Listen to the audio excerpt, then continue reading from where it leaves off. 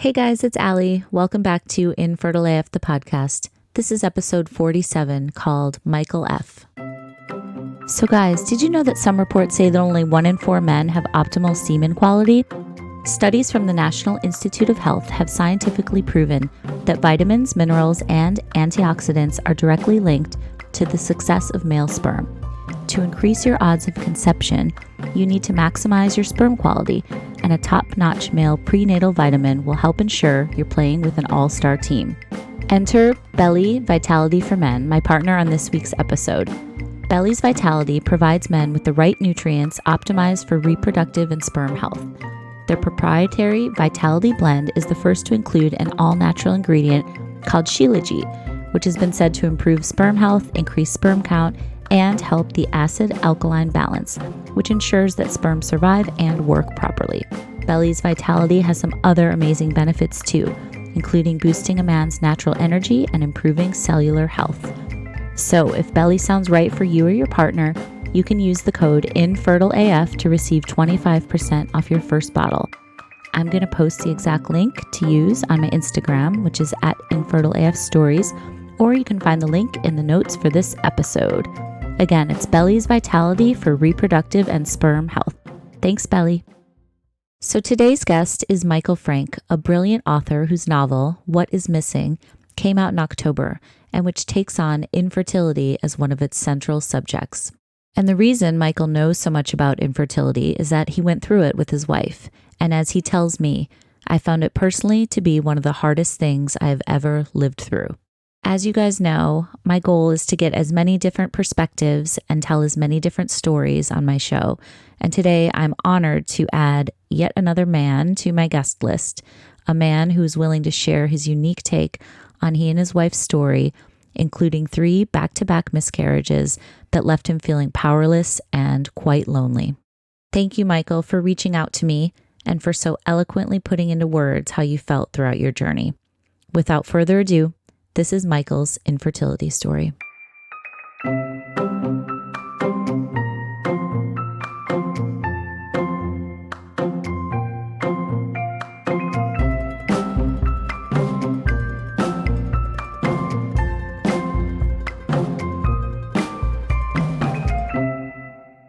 Hi, Michael. How are you today?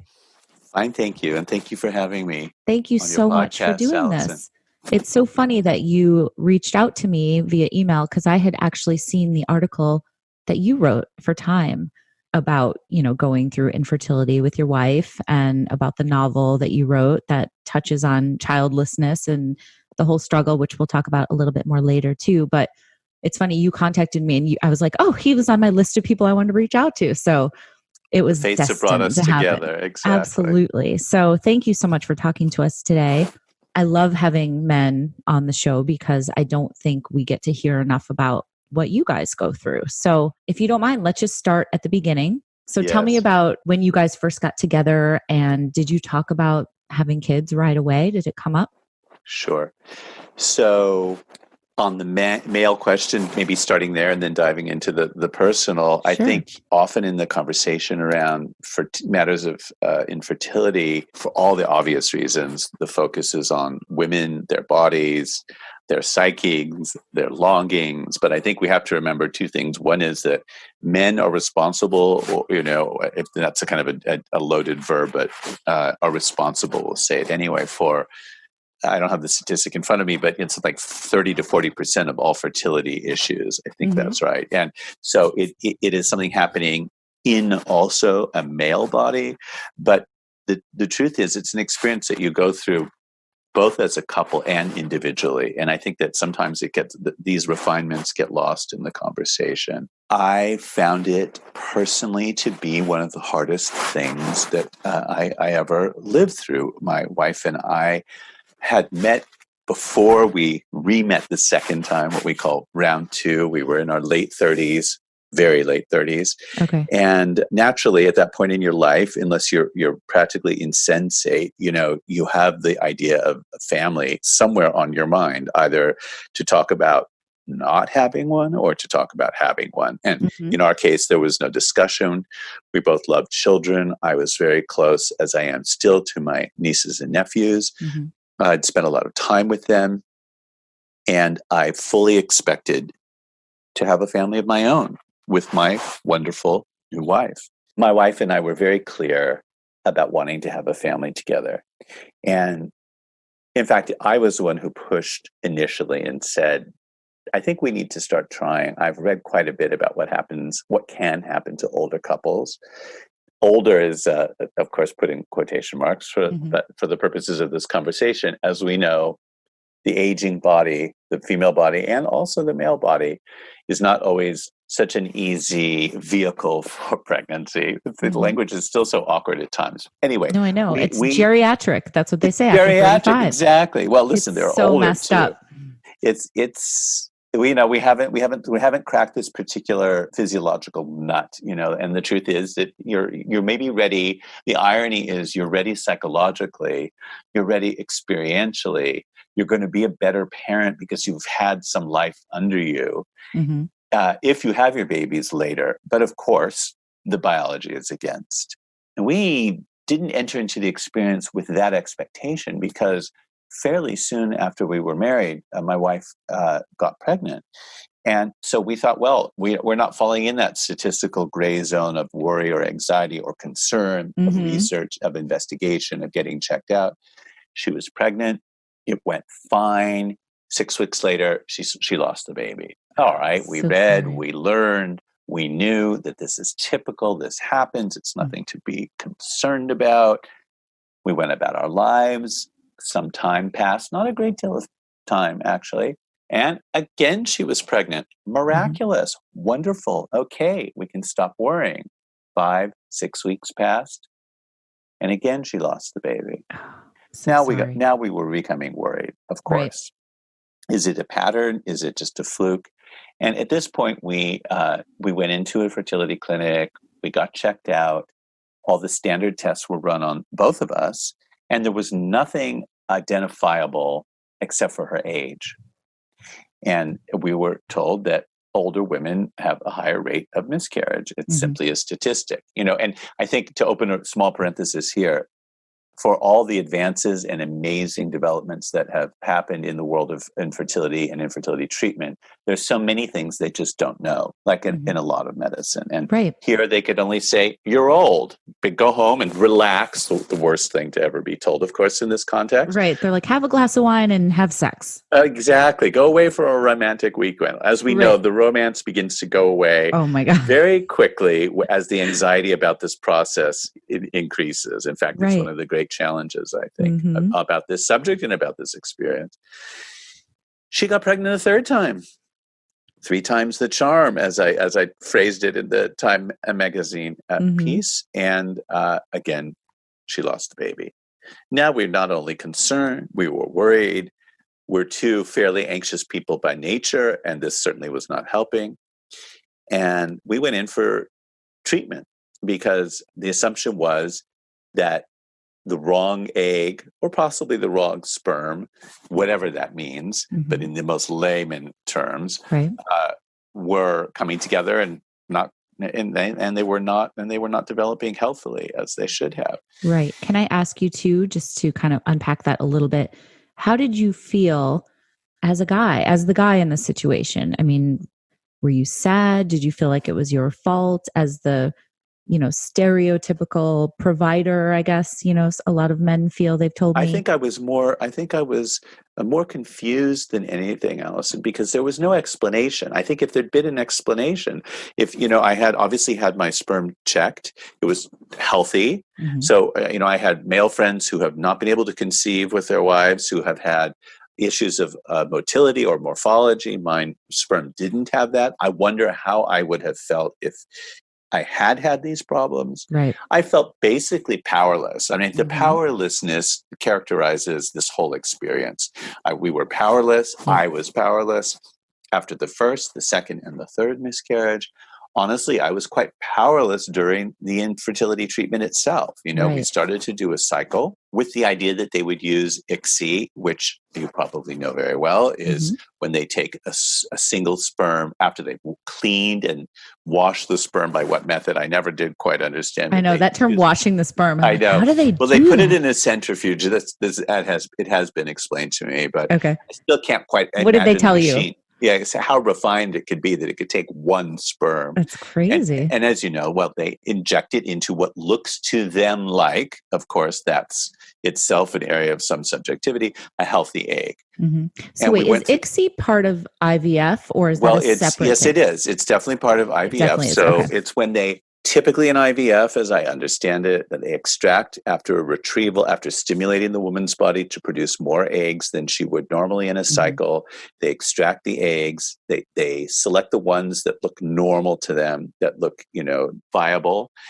And in regular IVF, they simply drop the sperm and let it fertilize in vitro before returning it to the woman's body, before transferring it. In the case of ICSI, they actually inject through the cell wall of the egg the sperm. So they take it one step further. I think the way it was explained to us was that the older the eggs have they're more of a closed unit. Of course, this is a non-scientist speaking, but that's my image for it. It's like you're jumping ahead one step. Right. Okay. They did that with us in our first cycle, and she did not get pregnant, my wife. Okay. So now we're looking at 4 failures, 4 biological failures. And how does it feel as the husband seeing your wife going through all terrible. of this? Yeah. It's terrible. First of all, there's just and I've written about this, I've thought a lot about this. Living with the unknown in life is, I think, one of the most agonizing states of being for all of us, whether it's a medical unknown, a professional unknown, you could say in a wider sense, a political unknown. You live in this sense of powerlessness and ignorance. You cannot see the future. And when you add to that this longing for the thing that you want so desperately, which is such a normal thing to yearn for. All your friends are having children. Your siblings are having children. Your own parents were able to have children. You become more and more isolated in your longing, both as a couple and as individuals in the couple. So I personally felt not only powerless, but quite lonely because there was almost nobody I could talk to about this experience. Right. That was my kind of follow-up question was, are there guys that you could talk to that have gone through this? Or I wish I had. I didn't find those people. I wasn't someone who went out to look for those people.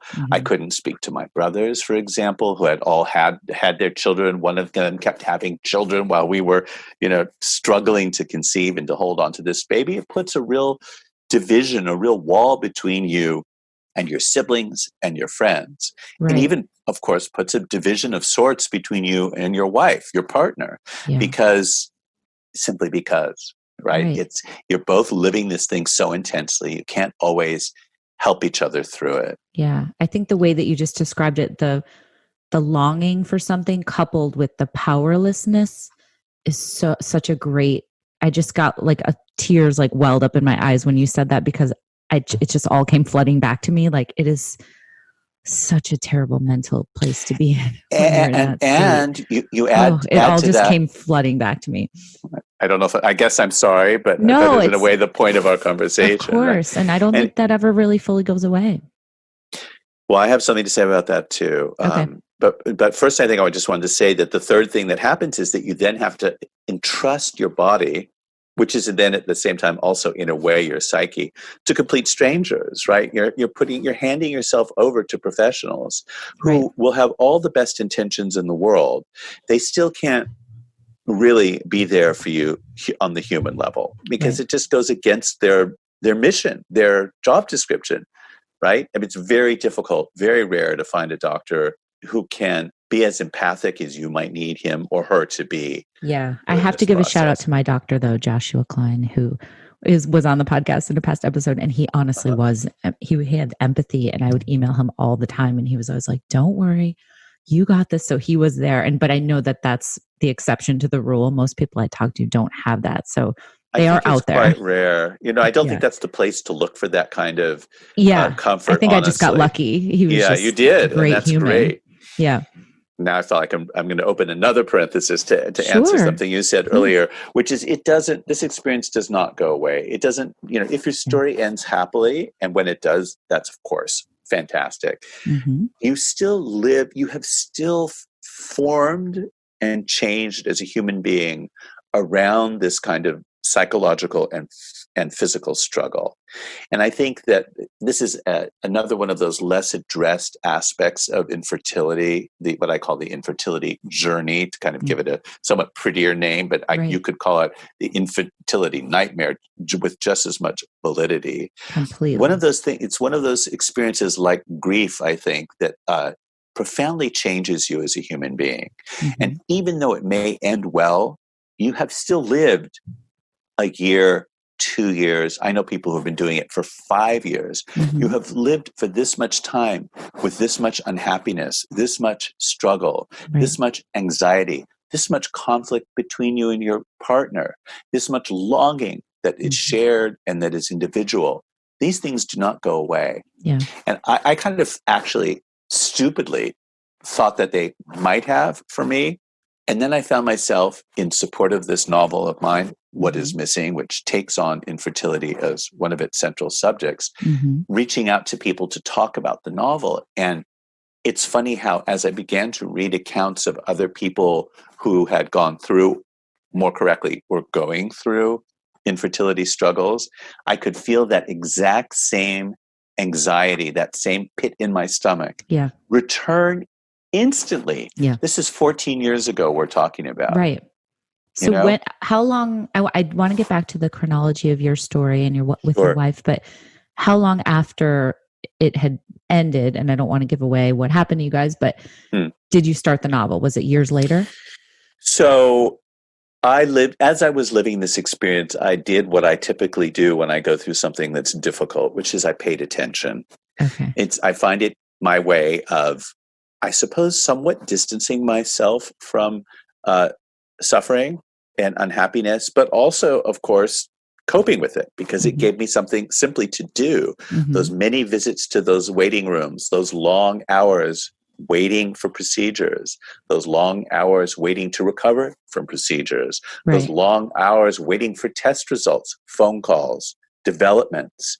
So you're writing? Are you writing things down? Those long sleepless hours, I'm writing it all down. Yeah. I wrote it down in my diary. I kept notebooks. I kept papers. I thought to myself, this is a theater of experience that has not been, as far as I was able to tell and have been able to tell since, has not been appropriately mined, has not been appropriately expressed in what I would call literary fiction, in a serious novel. Yeah. And I kept notes. I thought a lot about how I wanted to tell this story. There have been wonderful books that are first-person accounts, that are memoirs, that are books that can offer a great deal of information and comfort.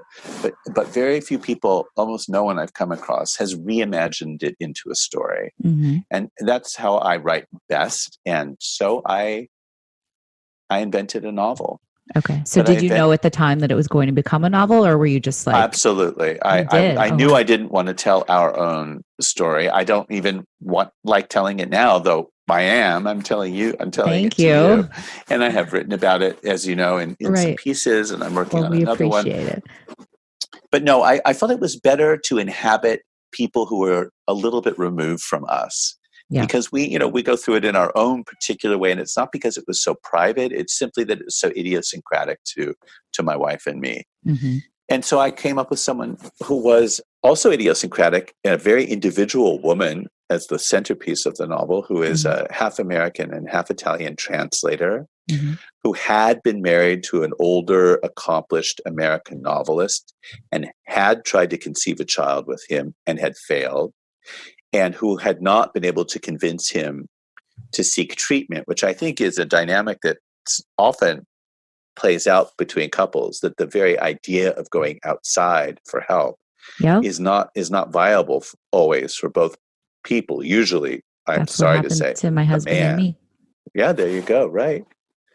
very hard thing to get your brain around, that you're going to have like a third party in your intimate life. But you Yeah. stop thinking of it. You have to stop thinking of it as your intimate life. That's the first Right. step. The intimacy goes out the window It goes immediately. way, way out the window. And yeah, way.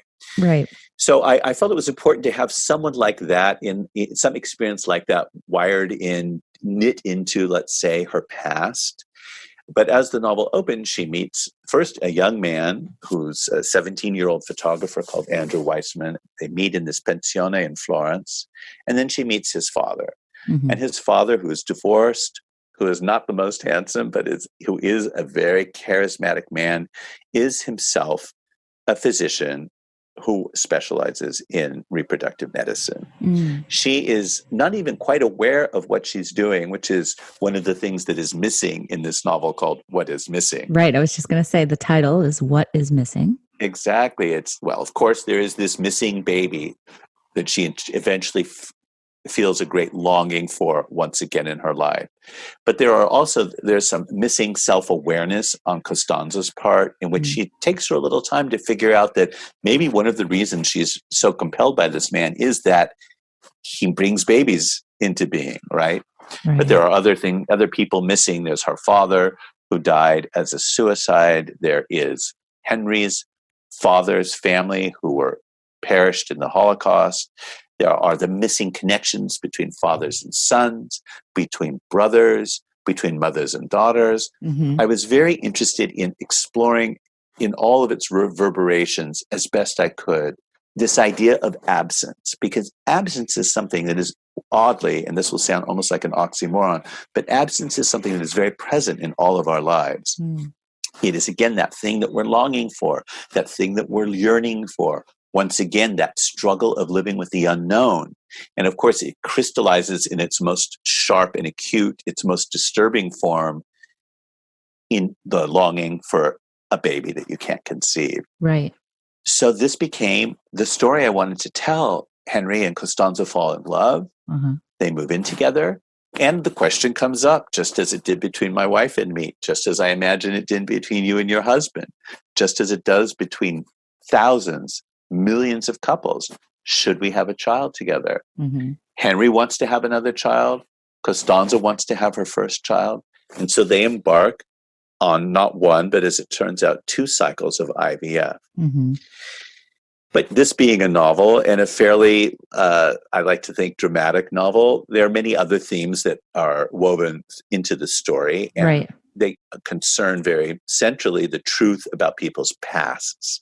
Mm-hmm. And everyone in the book is also, one way or another, missing some information. Either they're not revealing it to themselves, they're not revealing it to their partners, or they don't know what it is they don't know. Mm-hmm. And I think that, yet again, I was hoping to explore from one more perspective, absence and what absence can do to drive us through our lives.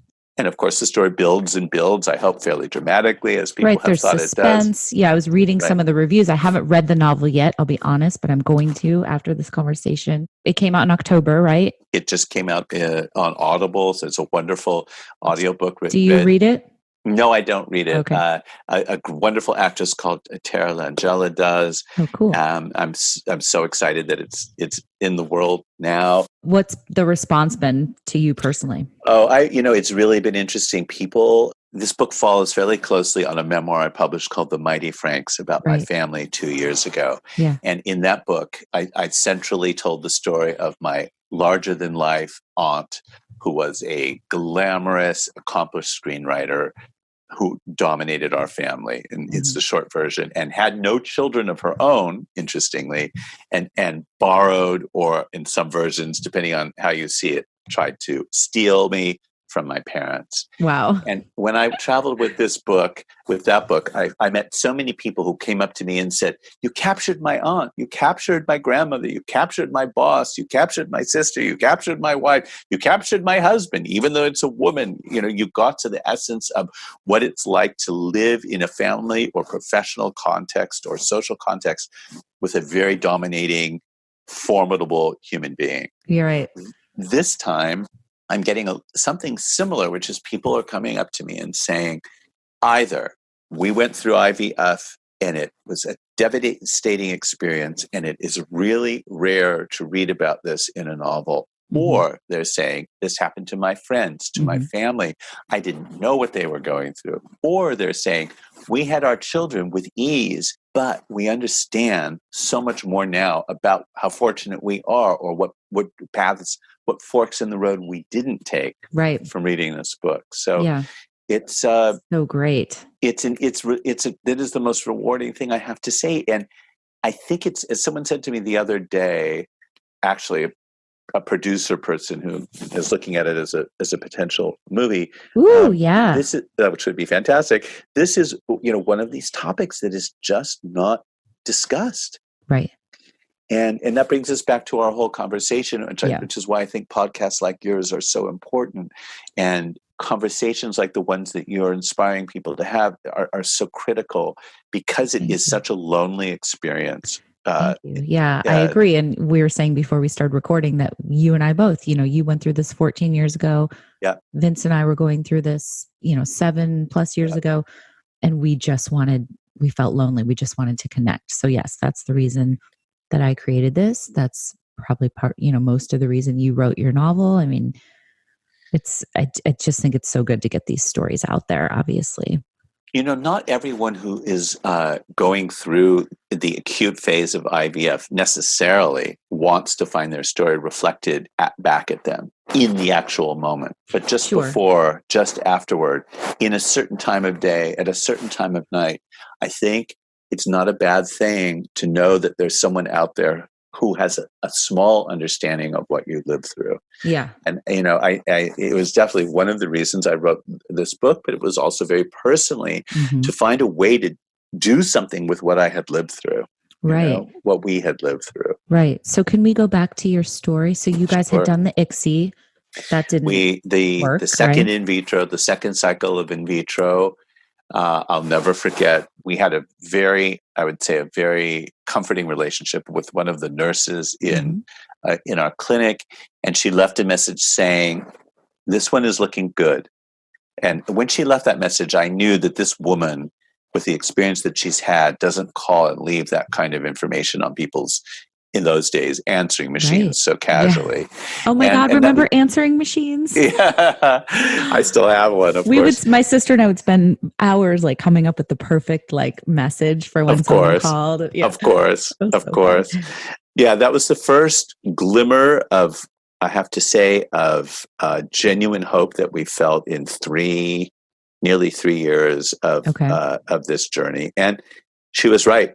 This pregnancy stuck, and it took, and it developed. And in July of 2005, my wife gave birth to a beautiful baby girl. Yay. Amazing. Yeah, it had a happy ending. And, I don't always like to tell the ending, because as I said to you before we started recording, I think it's important for people to know that it really is the middle of the experience that is the one that where we all need the most understanding. Absolutely. Right. And, I think it's some of the things that, you just said are so interesting. Like what did the nurse, did you ask her, what did she see that she was able to say? I think she saw that the cells were multiplying, dividing, multiplying. So things were looking good, on the right track. Yes, they were looking good. But, we also, by that point, we'd become so cautious. Right. We had learned to tighten ourselves against bad news, to stiffen ourselves against disappointment, that we couldn't. And I think with great, it was quite reasonable, really.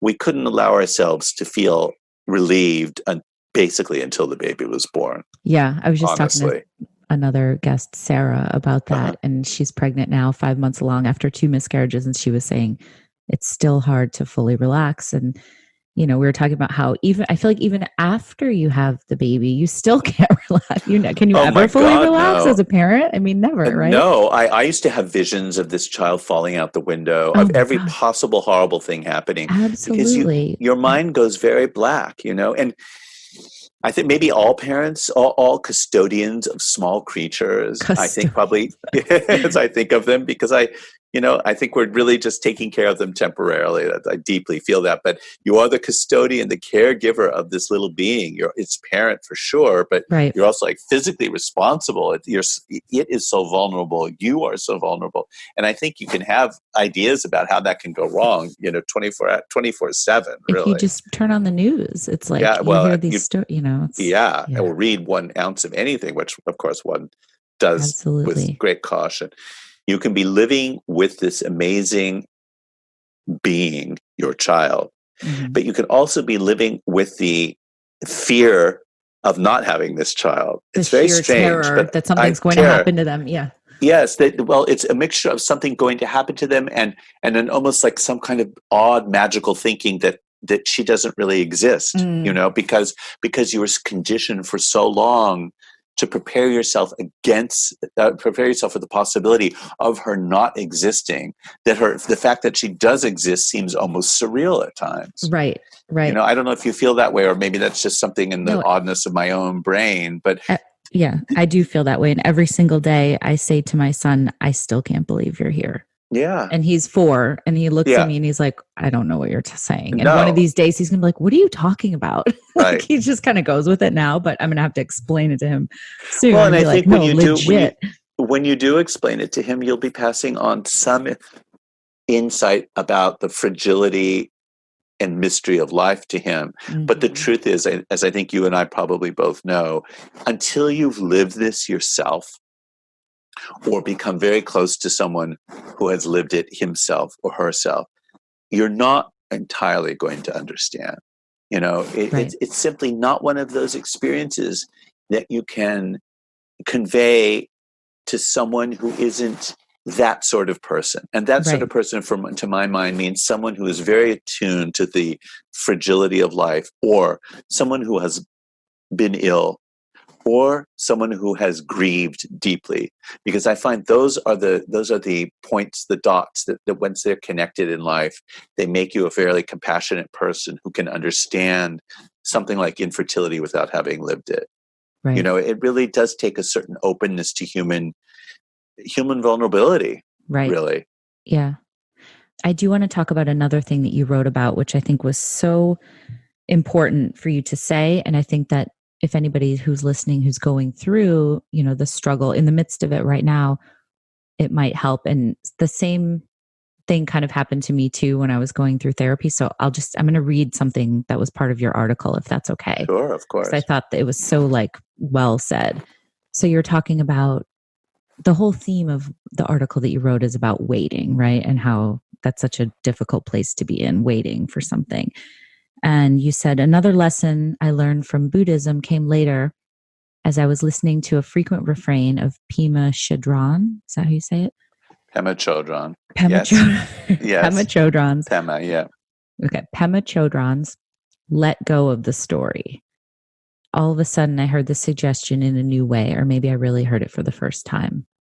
So that phrase, let go of the story, it was the same thing that a therapist of mine said was like, you have to let go of the way that you thought your life was going to go in order No to kind of kidding. move on. No And it kidding. and it really Yeah. was like a huge moment for me in my journey that I was like, oh, yeah, it doesn't always work out how you want it to. And if you can kind of acknowledge that and let go of the plan that you had in place, it just helps in a way. So is that kind of what you meant by that? Absolutely. Okay. Can Absolutely. you tell me a little bit more? I can, of course. It's not just because I'm a writer, I don't think, because I know a lot of other human beings who do this, but I think we all get up in the morning and start narrating our lives. It's something as simple as I'm going to make coffee, I'm going to put the laundry in the washing machine, I'm going to, make breakfast, I'm going to read the paper, I'm going to write, a genius short story, I'm going to make $1 million, I'm going to bed, good night. Some version of that is going through everybody's head. You enlarge it just a bit, I'm going to have sex, I'm going to get pregnant, I'm going to give birth to twins. I'm going to live in this wonderfully lively, crazy, chaotic house. Mhm. It just doesn't, this is all language. This is all smoke, right? This is nothing tangible. When you start telling yourself these stories, you start creating expectations that your life is going to follow them. Mhm. And the obverse of that your life is going to be a disappointment to you if it doesn't follow them. Right. Worse than that, particularly when it comes to having children, because who cares about the rest in this kind of conversation? Mm-hmm. You're going to be devastated if you fail. How is that going to help you live through one of the most challenging experiences of your life if you set yourself up with this story every day, which is like this enormous weight, in a sense, that you have to carry with you wherever you go? Mm-hmm. Don't forget those years, in my case, almost our case, 3 years that we put into infertility, Mm-hmm. we had to be living our lives. Right. In other It's like contexts. Life doesn't stop. You're not in a funnel and You're a not, bubble. it doesn't stop. And the fact that you narrow it down to that degree makes you, can I just say, crazy, Mm-hmm. because it makes you even more hyped up, even more anxious, even more closed. And who knows what that does? I mean, I don't believe necessarily in these sort of mind-body interactions, but who knows what that does to you on every level of your I believe existence. in that. You know, I don't know where I stand, quite honestly. Yeah. I'm sure there's something to it for some people. I just don't know if you can generalize, because then, you know, you end up with those prescriptives that we talked about before, where people say to you, "Oh, just go away for the weekend, or have a glass of wine and you'll have your babies." Right. I think it's more complicated than that, but I do definitely think there's a mind-body connection for sure. There, doubtless for a lot of people there are, but not necessarily for everyone. But Right. surely to give yourself this added burden of the story. Right.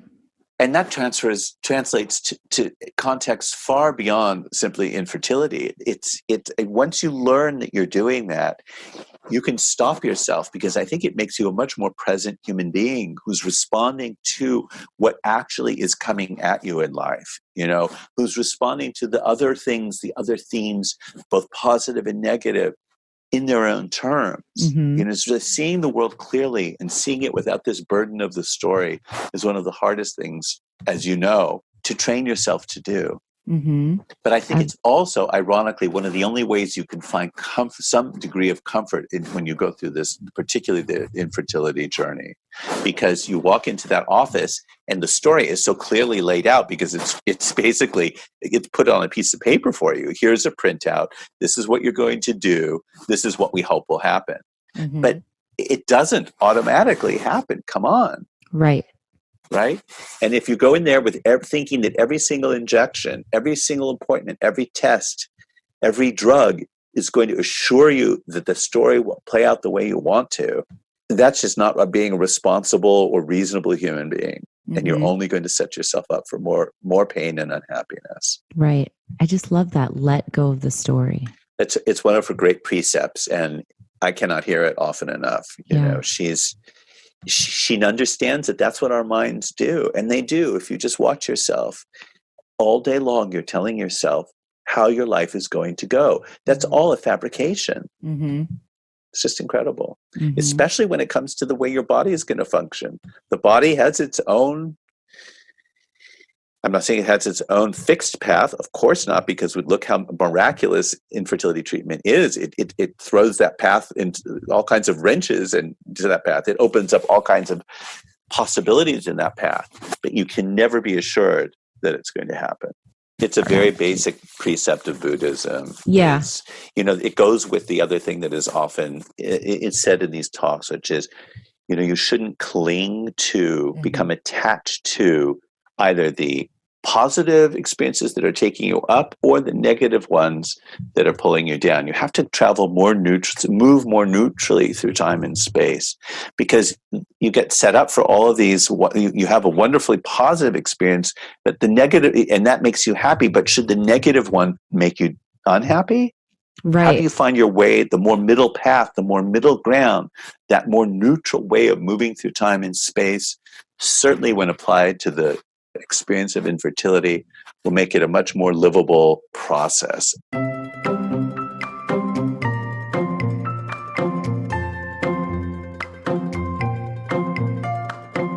Hey again, guys. Thank you so much for listening to my conversation with Michael. And thank you to Michael for sharing all that he did with us today. There's a couple of things that he said that I just can't shake, and I thought they were so great. One of them was when he said, living with the unknown in life is one of the most agonizing states of being for all of us. And I think that everybody can relate to that on some level. And then I love the thing he said about Pema Chodron and her refrain of let go of the story. I think we all could also use to do that every once in a while. And if you're stuck or having a hard time, just remember what she said, let go of the story. So on that note, thanks again for listening, and I will talk to you guys next time.